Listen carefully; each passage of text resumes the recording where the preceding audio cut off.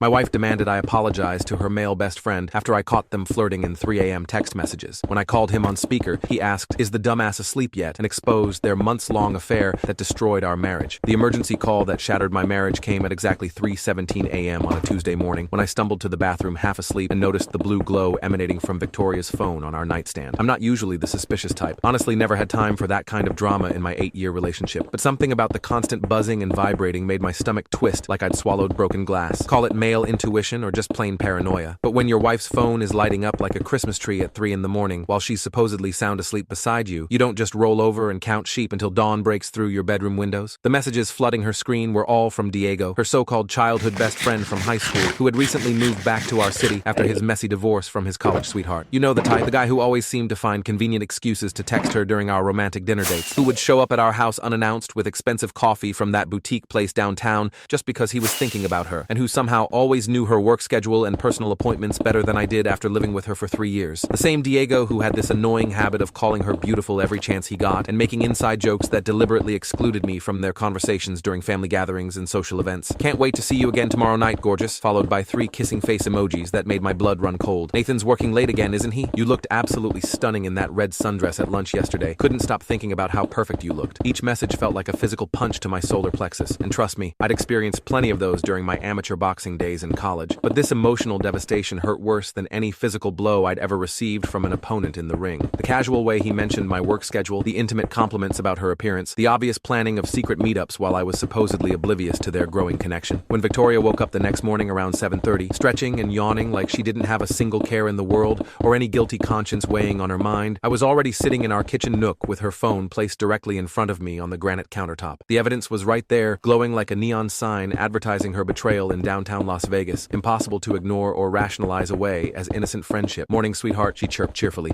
while reaching for her favorite ceramic coffee mug, the one with the little sunflowers that we'd bought together during our anniversary trip to Tuscany 2 summers ago. "You're up surprisingly early today. Did you sleep okay? We need to have a serious conversation," I said calmly, sliding her phone across the smooth surface of our breakfast table. Her face went through more dramatic color changes than a mood ring exposed to extreme temperatures, first draining to an ashen pale, then flushing bright red with what I assumed was embarrassment, then back to ghostly white again as the reality of being caught hit her like a freight train. But instead of the tearful confession I expected, instead of the heartfelt apologies and desperate pleas for forgiveness that I thought would naturally follow such overwhelming evidence of emotional infidelity, you know what she did? She immediately went on the offensive like a cornered animal protecting her territory from a perceived threat. "You went through my personal phone without my permission," her voice pitched higher than a dog whistle trying to summon every canine in a 3-block radius. "Nathan, how could you possibly violate my privacy like that? I trusted you to respect my personal boundaries, and you completely betrayed that trust by snooping through my private conversations with my friends." Violate her privacy? I'm literally staring at concrete evidence that my wife of 3 years had been conducting some kind of emotional affair with another man, planning secret rendezvous behind my back, and she was seriously concerned about her privacy rights being infringed upon by her own husband, discovering the truth about her deceptive behavior. Sometimes I genuinely wonder if people take advanced courses on how to flip scripts this dramatically and effectively because Victoria's performance was worthy of an Academy Award nomination. "These text messages are completely innocent between old friends," she snapped defensively, while snatching the phone back from my hands with lightning speed. "Diego is my oldest friend, practically like a brother to me since we were teenagers. You're being ridiculously paranoid and unreasonably jealous, just like you always become whenever I maintain friendships with other people, especially male friends who knew me before we got together, just like I always become." That accusation stung worse than a swarm of angry hornets because it was completely fabricated and utterly false. I'd never been the controlling or jealous type in any relationship throughout my entire adult life. Hell, I'd been the one constantly encouraging her to maintain all her friendships and social connections, even when Diego started getting uncomfortably familiar around our house, borrowing our Netflix password, helping himself to food from our refrigerator, and staying for dinner without being specifically invited to join us for our evening meals together as a couple. "Innocent?" I repeated, my voice probably sounding as hollow and defeated as I felt inside my chest. "Victoria, he's calling you gorgeous at midnight, commenting on your physical appearance in intimate detail, and casually discussing my work schedule like he's planning something secretive around my absence. These messages clearly indicate that you two have been meeting privately while I'm at the office earning money to support our household expenses and future plans together." Her hands were visibly shaking as she poured coffee into her mug, the ceramic clinking against the coffee pot in a nervous rhythm that betrayed her supposedly calm exterior demeanor. "You're reading way too much into completely normal friendly banter," she insisted, but her defensive body language and trembling fingers suggested otherwise. "Diego has always been naturally flirtatious in his communication style. That's just his personality, how he talks to everyone, including his sister and female coworkers, and basically every woman he encounters in his daily life. It doesn't mean anything romantic or inappropriate is happening between us. Right, because every platonic male friend tells all his buddies' wives that he can't stop thinking about their dresses and physical appearance. That makes perfect perfect logical sense and happens all the time in healthy marriages. But here's where the story takes a turn that would make professional poker players jealous of Victoria's audacious bluffing skills. She didn't just defend those inappropriate messages and dismiss my legitimate concerns about boundary violations. She doubled down in a way that demonstrated either complete delusion or masterful manipulation tactics. "You know what you need to do right now," she announced, crossing her arms and giving me that stern look. The same expression she used when I forgot to take out the garbage on collection day. "You need to call Diego immediately and apologize for being suspicious and paranoid about his friendship with me." I blinked once, twice, 3 times, wondering if I'd somehow entered an alternate dimension where logic and reason no longer applied to human relationships. "I'm sorry, what did you just say?" My brain was struggling to process the sheer audacity of her demand that I apologize to the man who was obviously trying to seduce my wife behind my back while making jokes about my supposed ignorance of their growing emotional connection and planned secret meetings. "You need to pick up that phone right now and call Diego to apologize for being irrationally suspicious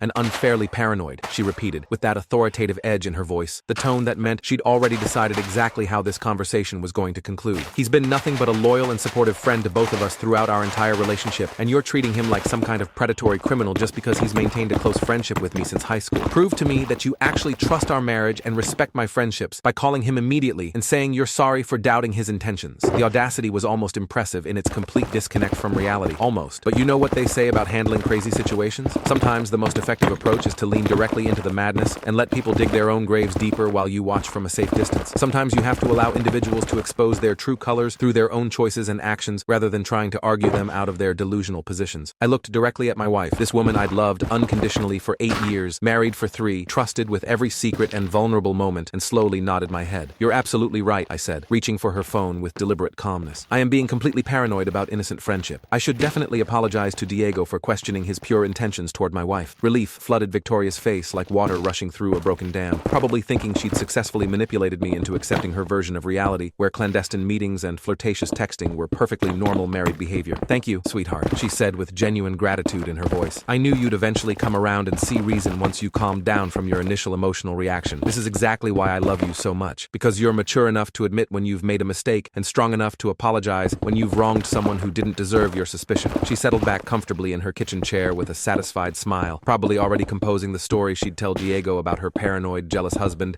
and how she'd expertly managed the situation to protect their special friendship from my unreasonable interference. I dialed Diego's number and activated the speaker function, setting the phone down on our granite countertop between us. Victoria watched approvingly as the phone rang once, twice, 3 times. This was her moment of vindication, her opportunity to prove that I'd been completely wrong about Diego's intentions and her own behavior. She was probably imagining how surprised and hurt Diego would sound when he learned about my accusations, how he'd reassure us both that his friendship with Victoria was entirely platonic and respectful of our marriage boundaries. "Hey there, beautiful," Diego's voice filled our kitchen like poisonous gas seeping through ventilation systems. "Is the clueless bastard finally asleep yet? I've been thinking about you all morning since our coffee date yesterday. We should definitely sneak out together tonight like we did last weekend when he was working that overtime shift. I can't wait to get you alone again so we can continue where we left off in my apartment." The silence that followed was the kind you could cut with a sharp knife and serve at a dinner party. Victoria's coffee mug slipped from her suddenly nerveless fingers and shattered against our kitchen floor, hot brown liquid spreading across the tile like her lies finally coming to light after months of careful deception. You could have heard a feather drop in that kitchen, the only sound being Diego's voice continuing through the speaker, completely oblivious to the nuclear bomb he'd just detonated on his own head and my marriage simultaneously. "Victoria, are you still there, gorgeous? Your husband didn't somehow catch on to our little arrangement, did he? The guy's so pathetically trusting and naive. It's almost sad watching him work late every night while we're together. Anyway, wear that black cocktail dress tonight. You know, the one that drives me absolutely crazy. I can't wait to finally get my hands on you properly without having to worry about that fool coming home early from his job." I looked directly at my wife, really looked at her for what felt like the first time in months. The woman I'd been prepared to apologize to was sitting there with her mouth hanging open like a fish gasping for air, all color completely drained from her face, as if someone had opened a valve and let her life force pour out onto our kitchen floor along with the spilled coffee. Here was my devoted wife, my trusted partner, my supposed best friend and confidant, caught red-handed in an affair that had apparently been going on for weeks or possibly months while I worked extra hours to save money for the house renovation she'd been requesting. "Here's your apology call," I said calmly, sliding the phone back across the table toward her trembling hands. Diego was still talking enthusiastically through the speaker, completely unaware that his cover had been blown and his secret relationship exposed. "Victoria, hello? Did you accidentally butt dial me? Either way, I'm already getting excited thinking about tonight. That hotel room I booked has a jacuzzi, and I brought that expensive champagne you mentioned loving. We're going to have the perfect romantic evening while your pathetic husband thinks you're visiting your sick grandmother in Phoenix." Victoria fumbled desperately for the phone and ended the call, but the devastating damage was already done. The words were hanging in our kitchen air like smoke from a house fire that had already burned everything valuable to the ground. Every secret meetup, every lie about working late, every fake fake story about visiting relatives or attending book club meetings, all of it was exposed in one catastrophic phone conversation that she demanded I make to prove my trust in their innocent friendship. Nathan, please let me explain, she began with tears streaming down her face, the kind of genuine emotional breakdown that might have worked on me a week ago, a day ago, even an hour earlier. But discovering your spouse has been systematically cheating on you while manipulating you into feeling guilty for suspecting the truth has a way of permanently changing your perspective on tears and dramatic emotional displays. It's not what you think. We haven't actually done anything physical yet. It's just been emotional support and companionship. Diego understands me in ways that you don't always seem to, and I was confused about my feelings. Just emotional support and companionship? Right, because that's exactly what innocent people do. Book hotel rooms with jacuzzis and discuss getting their hands on each other while calling their friend's spouse a pathetic fool. The lies kept flowing from her mouth like water from a broken faucet, each explanation more ridiculous than the last, each excuse more insulting to my intelligence and dignity as her supposedly beloved husband. Where did you go last weekend when you said you were helping your sister move furniture? I asked with surprising calmness, though inside I felt like a volcano preparing to erupt. My emotional control was hanging by the thinnest possible thread, and I could feel years of trust and love crumbling into dust around my feet, like an ancient building finally succumbing to time and neglect. More tears, more desperate sobbing that shook her entire body. We just went for dinner, and then walked around the waterfront district downtown. We talked about our problems, about how you and I have been growing distant lately, about whether I was really happy in this marriage, or just going through the motions, because it felt safe and familiar. She was trying to rewrite history, making her affair sound like marriage counseling instead of betrayal, turning her deception into some kind of therapeutic journey of self-discovery rather than a calculated decision to cheat on her husband. But here's the thing about betrayal that changes you fundamentally as a human being. It doesn't just hurt your heart, it rewires your entire brain and transforms how you view reality and relationships. Standing in that kitchen surrounded by broken ceramic and shattered promises, something cold and calculating awakened inside me, replacing the trusting, naive man who'd been manipulated for months without even realizing it. The emotional pain was definitely there, cutting through me like a rusty knife, but underneath that agony was something else entirely, something focused and determined and completely done with being anyone's fool. You're absolutely right, I said again, and hope flickered briefly in her tearful eyes like a candle flame in a hurricane. We have been growing distant lately, and I can understand why you might feel emotionally neglected and seek support elsewhere. This is clearly my fault for not being attentive enough to your needs as my wife. Victoria looked cautiously optimistic, probably thinking she'd successfully shifted the blame onto me and avoided the worst consequences of her choices. We can fix this relationship, Nathan, she said eagerly, reaching across the table to grab my hands with her trembling fingers. We can go to couples counseling, take that romantic vacation we've been discussing, maybe even renew our wedding vows to show our commitment to making this marriage work. I'll stop all contact with Diego immediately if that's what you need me to do to earn back your trust and prove that you're the only man I want in my life. I nodded thoughtfully and pulled her into what she probably thought was a reconciliation hug. She melted against my chest, no doubt believing she'd dodged the biggest bullet of her entire life and somehow convinced me to take responsibility for her affair. I love you so much, Nathan, she whispered against my shirt. I'm so sorry for everything. This whole situation with Diego didn't mean anything real. It was just a mistake, a moment of weakness and confusion that got out of hand before I realized what was happening. It's okay, I whispered back, stroking her hair gently. We'll definitely figure this out together. I forgive you completely. And in that moment, I meant every word, because I was about to give Victoria exactly what she'd been asking for through her actions, even if she didn't realize it yet. See, Victoria had made one crucial miscalculation in this entire situation. She'd assumed I was still the same trusting, naive husband who'd married her, the same guy who'd never question her late nights or suspicious phone calls, who'd believe any story she told him and apologize for his own reasonable concerns about her behavior. But betrayal has an interesting way of opening your eyes to patterns you'd been blind to for months or even years, like how she'd been working late significantly more often recently, always on nights when Diego happened to be free, or how she'd suddenly become passionate about yoga classes that seemed to occur at the most convenient times for clandestine meetings, or how she'd started caring much more about her physical appearance, buying expensive new clothes and spending extra time on makeup and hair for supposedly casual errands around town. The warning signs had been everywhere, scattered around our relationship like breadcrumbs leading to the truth. I'd just been too stupid, too trusting, or too busy with work to connect the obvious dots that spelled out my wife's systematic betrayal. But now that my eyes were open, I was paying very close attention to every detail, every word, every micro-expression on her face as she continued spinning her web of lies and manipulations. That evening, Victoria made my favorite dinner from scratch, homemade lasagna with garlic bread and Caesar salad, and we watched a romantic comedy together on our living room couch with her head resting on my shoulder like nothing had changed between us. To any outside observer, we probably looked like a happily married couple working through minor relationship difficulties with love and understanding. And in a way, that's exactly what we were doing, just not in the way Victoria imagined or hoped. While she slept peacefully beside me that night, probably dreaming about how cleverly she'd handled the crisis and maintained her double life, I lay awake staring at the ceiling and making plans. First, I needed to understand the full scope of what I was dealing with. How long had this affair been happening? How far had it actually progressed beyond emotional intimacy? What did Victoria really want from this situation? To fix our marriage or to have her cake and eat it too while keeping me as emotional and financial security? The next few days were among the most challenging of my entire adult life, pretending everything was normal normal and healthy between us, while internally processing the fact that my wife had been systematically lying to my face for months. Have you ever tried maintaining a cheerful demeanor when your entire world is collapsing around you? It's like attempting to smile genuinely while someone extracts your teeth with rusty pliers, requiring acting skills that would impress professional theater performers. But I managed the performance because I needed information, and rushing into angry confrontations would only give Victoria time to delete evidence, coordinate stories with Diego, and potentially disappear with half our shared assets before I could protect myself legally. Better to let her think she'd successfully manipulated me into accepting her version of reality, while I quietly gathered the facts necessary to make informed decisions about our future together. 3 days after the speakerphone revelation, Victoria came home from work with that guilty expression she probably thought looked casual and innocent. "Hey, sweetheart," she said, avoiding direct eye contact while fidgeting with her car keys. "I need to visit my grandmother in Phoenix this weekend. She's been having some health issues, and my mom thinks I should spend time with her while I still can. I might need to stay until Monday depending on how she's feeling." Her grandmother in Phoenix, the same cover story Diego had mentioned during his accidentally revealing phone call. The audacity was almost artistic in its boldness. "That sounds important," I replied supportively, kissing her forehead like a loving, trusting husband. "Give her my love, and don't worry about anything here. I'll probably just catch up on some work projects and maybe organize the garage like you've been requesting." Victoria practically glowed with relief and satisfaction, probably thinking she'd successfully maintained her deception while planning another romantic weekend with her affair partner. She spent Friday evening packing carefully selected outfits, including several items I'd never seen her wear for our own date nights. And Saturday morning, she drove away with a cheerful wave and promises to call me every evening to check in from her grandmother's bedside. I waited exactly 30 minutes after she left before beginning my own weekend activities, which involved significantly more detective work than garage organization. First stop was our cell phone company's office, where I requested detailed records of Victoria's calls and text messages over the previous 3 months. The customer service representative was initially hesitant until I explained that I was the primary account holder investigating potential identity theft or unauthorized usage on my wife's line. The phone records painted a crystal clear picture that was even worse than I'd suspected. Hundreds of text messages to Diego's number, many sent during times when Victoria was supposedly working late or attending various social commitments. Hours of phone calls, frequently occurring when she'd excuse herself for bathroom breaks or step outside for fresh air during our evening conversations. The digital paper trail documented a systematic pattern of deception that had been going on for at least 4 months, possibly longer. But the financial records told an even more devastating story. Our joint credit card statements revealed expensive restaurant dinners I'd never attended, boutique hotel charges from last weekend when she'd supposedly been helping her sister, multiple purchases at lingerie stores during her lunch breaks, and various other romantic expenses that had nothing to do with our marriage. Victoria had been conducting a full-scale affair using our shared money while lying directly to my face about working late and visiting family members. Armed with this concrete evidence, I spent Saturday afternoon consulting with a highly recommended divorce attorney who specialized in cases involving adultery and financial deception. The lawyer explained my legal options, helped me understand how to protect our shared assets during the separation process, and advised me on the best strategies for documenting Victoria's infidelity without violating any privacy laws or engaging in illegal surveillance activities. Sunday evening, Victoria called as promised from her supposedly sick grandmother's bedside, her voice filled with fake concern and artificial emotion. "Grandma's doing a bit better today," she reported, probably lying naked in Diego's hotel bed. "But I think I should stay until Tuesday to make sure she's really stable. You understand, right? Family comes first, and I'd never forgive myself if something happened while I was away." "Of course," I replied sympathetically. "Take all the time you need with your family. Grandma's lucky to have someone who cares about her as much as you do." The irony was so thick you could spread it on toast and serve it for breakfast. But Victoria was too absorbed in her deception to notice the subtle sarcasm in my supportive response. Tuesday afternoon, Victoria returned home glowing with what she probably thought looked like the satisfaction of helping a sick relative, but which I now recognized as the afterglow of a romantic weekend with her affair partner. "How's Grandma doing?" I asked, while helping carry her suitcase upstairs to our bedroom, noting that it seemed heavier than when she'd left, probably filled with new lingerie and other gifts from Diego. "Much better," Victoria replied easily, the lies flowing from her mouth like water from a tap. She was so grateful that I could spend time with her. It really made me appreciate how important family relationships are and how we should never take the people we love for granted. The psychological manipulation was masterful, turning her weekend of adultery into a touching story about family values while implicitly criticizing me for not appreciating her properly. That evening over dinner, Victoria launched into an elaborate performance about her weekend at her grandmother's bedside, complete with touching details about holding the elderly woman's hand and discussing life lessons about marriage and commitment. She was either a naturally gifted storyteller or had spent considerable time rehearsing her cover story because the fictional details were remarkably consistent and emotionally compelling. "Grandma told me that marriage is work," Victoria said earnestly, reaching across the table to squeeze my hand. "She said that sometimes people grow apart without meaning to, and it takes conscious effort from both partners to maintain that special connection. I've been thinking about us, Nathan, about how we can make sure we don't lose what we have together." The audacity of receiving marriage advice from her affair partner and then presenting it as wisdom from her grandmother was almost impressive in its complete shamelessness. But here's what Victoria didn't know while she was spinning her elaborate web of lies and manipulations. I'd spent her absence preparing for the conversation that would finally expose the truth and end our marriage permanently. The divorce papers were already prepared and waiting in my lawyer's office. Our joint bank accounts had been been quietly separated to prevent her from draining our shared savings during the inevitable drama that would follow. Most importantly, I documented every lie, every deception, every financial betrayal with photographic evidence that would make any legal proceedings straightforward and definitive. You're absolutely right about marriage requiring effort from both partners, I agreed, nodding thoughtfully. I've been doing some thinking of my own this weekend, actually, about trust, honesty, communication, all the things that make relationships work. Victoria looked pleased, probably thinking her manipulation tactics were successfully steering me toward taking more responsibility for our marital problems while she continued her affair without consequences. What kind of thinking? She asked with genuine curiosity, leaning forward attentively like we were having a meaningful heart-to-heart conversation about our future together. She was completely confident in her ability to control the narrative and manage my perceptions, having successfully deceived me for months without arousing serious suspicion until Diego's accidental phone confession. I've been thinking about how relationships change when one person starts lying to the other, I said calmly, pulling out my phone and opening the folder where I'd saved screenshots of our credit card statements. Like how expensive restaurant dinners appear on our shared account during times when I'm working late and you're supposedly visiting sick relatives or attending book club meetings that don't actually exist, according to your friend Sarah. The color drained from Victoria's face faster than water down a drain, and her fork clattered against her plate with a sound like breaking glass. She stared at the phone screen showing evidence of her secret dinner dates with Diego while her mouth opened and closed silently like a fish struggling for oxygen in a rapidly emptying tank. Nathan, I can explain those charges, she began desperately, but I held up my hand to stop her before she could launch into another elaborate fictional narrative designed to make me question my own perception of reality and documented evidence of her systematic betrayal. You can explain 4 months of secret restaurant dinners, hotel charges, lingerie purchases, and romantic gifts that had nothing to do with our marriage? I asked, scrolling through page after page of financial evidence while she sat there realizing that her carefully constructed house of lies was collapsing around her. You can explain hundreds of text messages and hours of phone calls to Diego during times when you were supposedly focused on our relationship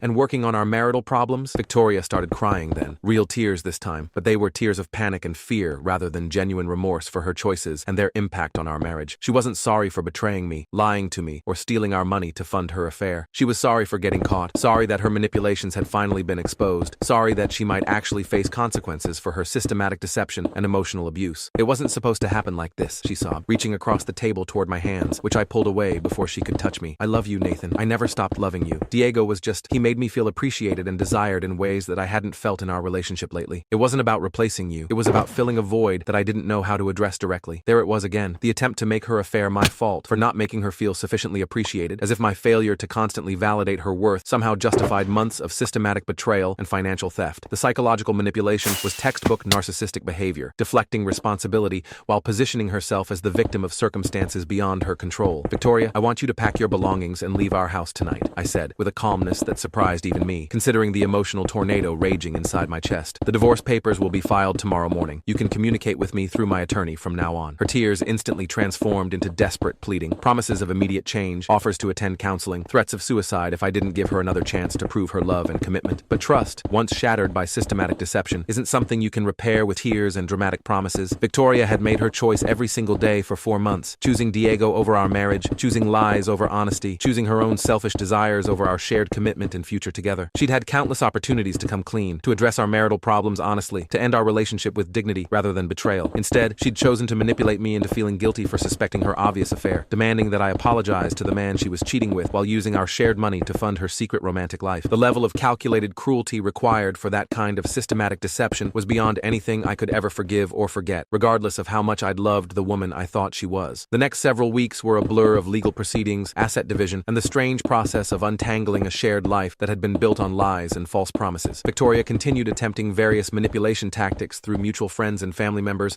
painting herself as a confused woman who'd made mistakes but still loved me deeply and deserved another chance to prove her commitment to our marriage. She sent long emotional letters describing her regret and outlining detailed plans for rebuilding our relationship through counseling, lifestyle changes, and complete transparency about her daily activities. She had family members call me to describe how devastated she was, how she'd learned from her mistakes, how she'd cut all contact with Diego and was committed to earning back my trust through actions rather than empty words. But I'd learned something important about myself during those months of being systematically deceived and manipulated. I wasn't the kind of man who could rebuild a life with someone who demonstrated such calculated cruelty and complete disregard for my emotional well-being. Every promise she made now had been available to her before she chose to have an affair. Every commitment to honesty and transparency should have been automatic within our marriage, rather than emergency measures deployed after being caught. 6 months later, our divorce was finalized with a clean division of assets and no ongoing financial obligations between us. Victoria had to find her own apartment, her own job that paid enough to support her new lifestyle, and face the social consequences of being known in our community as someone who destroyed a good marriage through systematic adultery and deception. The house felt empty at first, filled with reminders of the life we'd built together and the future we'd planned before everything was destroyed by her choices. But gradually, that emptiness transformed into something else. Freedom from constant suspicion, relief from the exhausting effort of pretending everything was normal while my marriage crumbled around me, and the peace that comes from knowing that the person sharing your home is actually the person they claim to be. A year after our divorce, I started dating again, tentatively at first, then with more confidence as I learned to trust my judgment about people's character and intentions. The experience of being systematically deceived had made me more cautious, more observant of inconsistencies between words and actions, but it had also taught me what genuine honesty and transparency looked like in contrast to Victoria's manipulative performance. I met Carmen at a volunteer event for a local literacy program where we were both helping adults improve their reading skills. She was a librarian with the infectious laugh and a refreshing directness about her thoughts and feelings that was the complete opposite of Victoria's calculated manipulations. When Carmen said she was tired, she actually looked tired. When she said she loved something, her genuine enthusiasm was obvious. When she made plans, she kept them without elaborate excuses or mysterious changes. Building a relationship based on actual trust rather than blind faith was a revelation that changed how I understood love and commitment. Carmen and I could discuss problems directly instead of hiding behind lies and manipulation tactics. We could make decisions together instead of one person secretly pursuing their own agenda while deceiving the other. We could plan a future based on shared values and mutual respect rather than hoping the other person would eventually become honest about their true intentions. 2 years after meeting Carmen, I proposed to her in the same park where Victoria and I had gotten engaged years earlier. But this time, the moment felt solid and real, rather than built on false promises and hidden agendas. Carmen's tears of joy were genuine rather than calculated. Her excitement about our future together was based on actual knowledge of who I was, rather than some fictional version she'd constructed in her mind. Our wedding was everything Victoria and I had never achieved. Honest, joyful, surrounded by people who actually supported our relationship instead of secretly undermining it. When Carmen and I exchanged vows, I understood for the first time what it meant to promise your life to someone who was actually present in the relationship rather than secretly planning their exit strategy or maintaining backup options. The best revenge against someone who systematically betrayed your trust isn't elaborate schemes designed to hurt them in return. It's building something better with someone who actually deserves your love and commitment, someone who chooses you every day instead of looking for something more exciting or convenient behind your back. Victoria had wanted the thrill of an affair, the excitement of deception, the drama of maintaining a double life while manipulating everyone around her. What she got was the natural consequence of those choices: divorce, social embarrassment, financial struggles, and the knowledge that she'd destroyed something good for temporary excitement that ultimately meant nothing to the man who'd used her for entertainment while she was married. Meanwhile, I got something infinitely more valuable: a real relationship based on truth, respect, and genuine commitment rather than lies, manipulation, and systematic betrayal. Sometimes when I'm having coffee with Carmen on our back porch, watching her tend to the garden she planted in our yard, I think about that morning when Victoria demanded I apologize to Diego for suspecting their innocent friendship. In a strange way, I'm grateful for that moment because it revealed the truth about who she really was and what our marriage had actually become. Without Diego's accidentally honest phone call, I might have spent years more being manipulated and deceived while Victoria maintained her elaborate double life at my expense. Victoria had made her choice to prioritize temporary excitement over permanent commitment, lies over truth, manipulation over honesty. I'd made the choice to prioritize building something real with someone who actually wanted to be there, someone who chose me every day instead of looking for better options while keeping me as a backup plan. We both got exactly what we chose, and I wouldn't trade places with her for anything in the world. The woman who demanded I apologize for catching her in an affair learned that actions have consequences, that systematic deception eventually gets exposed, and that some choices can't be undone regardless of how much you regret them after facing the results. The man who'd been naive enough to trust his wife's lies about innocent friendship learned that sometimes the most devastating betrayal can lead to the greatest blessing if you're wise enough to recognize the opportunity hidden within the crisis. In the end, Victoria's betrayal didn't destroy me. It freed me to find something better than I'd ever imagined possible, and that's the best revenge of all.